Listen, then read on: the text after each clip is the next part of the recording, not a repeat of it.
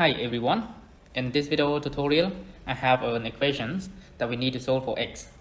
So as you can see, we have x over 3 minus x over 6 plus x over 9 minus x over 12 equal to minus 1 plus 1 half minus 1/3 and plus 1 by 4.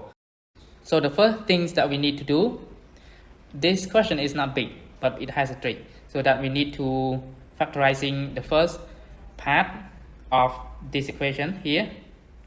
So we got to factorizing by taking minus x over 3 in common. So then we will get minus 1, and then the sign here will change to positive 1 half and minus 1/3 and then plus 1 over 4. Okay, then equal to negative 1 plus 1 half minus 1/3 and then plus 1/4.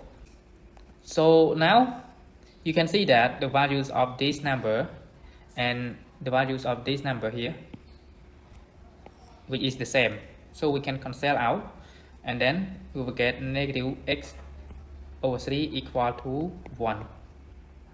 Okay, and then that would be x equal to negative 3.